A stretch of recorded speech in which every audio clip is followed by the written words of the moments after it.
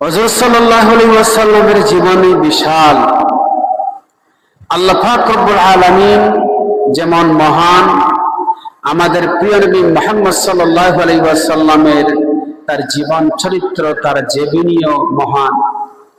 নবী করিম সাল্লাল্লাহু আলাইহি ওয়াসাল্লামের জীবনী আলোচনা করে কেউ কোনোদিন শেষ করতে পারবে না, কারণ নবী করিম সাল্লাল্লাহু আলাইহি ওয়াসাল্লামের জীবন চরিত্র হচ্ছে গোটা 30 পারা কোরআন। বলেন সুবহানাল্লাহ।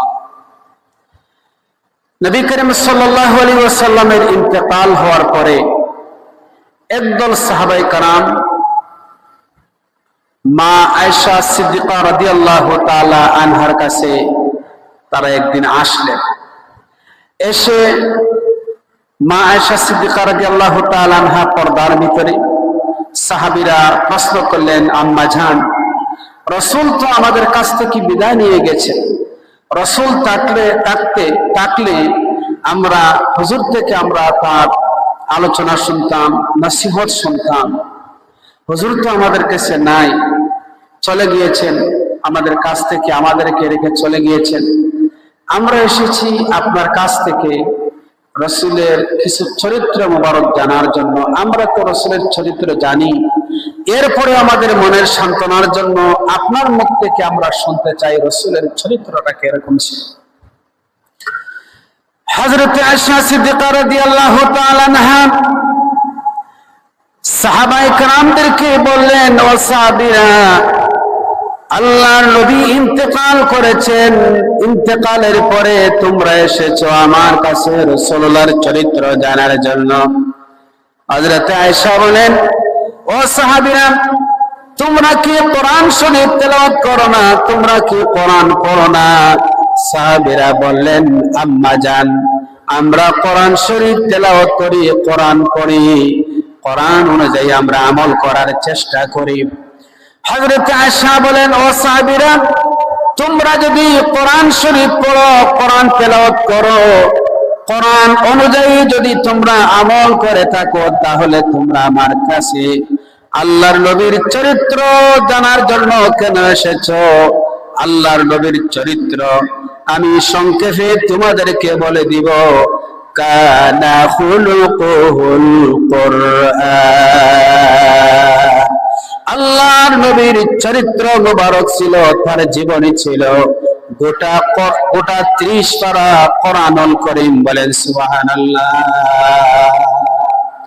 কোরআনুল কারীম হচ্ছে একটা থিওরিক্যাল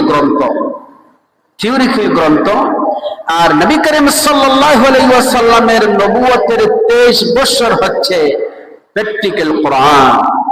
হুজুর সাল্লাল্লাহু আলাইহি ওয়াসাল্লাম তিনি কথা দিয়া, কাজ দিয়া, আমল দিয়ে হুজুর আমাদেরকে দেখিয়ে গিয়েছেন কোরআনের বাস্তব নমুনা।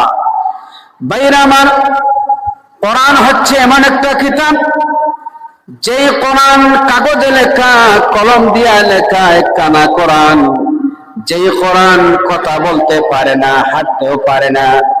বিশ্বনবী হচ্ছেন কোরআনের বাস্তব নমুনা। যে কোরআন হাঁটতে পারেন, কথাও বলতে পারতেন, সেই মুহাম্মদ রাসূলুল্লাহ সাল্লাল্লাহু আলাইহি ওয়াসাল্লাম হচ্ছেন প্র্যাকটিক্যাল কোরআন, বাস্তব কোরআন। আল্লাহর নবীর 23 বছরের নবুয়তি জিন্দেগিতে আল্লাহর নবী নিজের মন মতো, ইচ্ছা মতো কোনো কথা বলেন নাই। বলেন সুবহানাল্লাহ। আল্লাহ পাক রব্বুল আলামিন বলেন, মা ইয়ানতিকু আনিল হাওয়া ইন হুয়া ইল্লা ওয়াহয়ুন ইউহা। আল্লাহ পাক রব্বুল আলামিন বলেন, আমার নবী তার নিজ মতো, তার ইচ্ছা মতো কোনো কথা বলেন না, নিজের ইচ্ছা মাফিক কোনো কথা আমার নবী বলেন না। আমি আমার নবীকে যা কিছু বলতে বলেছি তাই আমার নবী মানুষের সামনে পেশ করেছেন। বলেন সুবহানাল্লাহ। নবী আমার নিজের ইচ্ছা মতো কোনো একটা কথা বলেন নাই, যা বলেছেন সম্পূর্ণ কার কথা? আল্লাহর কথা। আল্লাহ পাক যা বলেছেন নবী করিম সাল্লাল্লাহু আলাইহি ওয়াসাল্লাম তাই মানুষের সামনে পেশ করেছেন।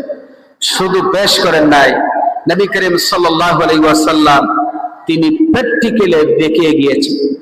নবী করিম সাল্লাল্লাহু আলাইহি ওয়াসাল্লামের নবুয়তের 23 বছরের জীবনে প্রত্যেকটা কথা এবং কাজ সম্পূর্ণ আল্লাহ পাক রব্বুল আলামিন নিয়ন্ত্রণ করেছে।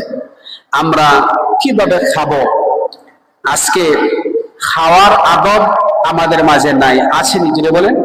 খাওয়ার আদব আমাদের ভিতরে নাই। আমরা কিভাবে খাবো, কিভাবে পড়বো, কিভাবে ঘুমাবো, কিভাবে মানুষের সাথে কথা বলবো, কিভাবে হাঁটবো, সম্পূর্ণ সবকিছু মুহাম্মদুর রাসূলুল্লাহ সাল্লাল্লাহু আলাইহি ওয়াসাল্লাম দেখে গিয়েছেন।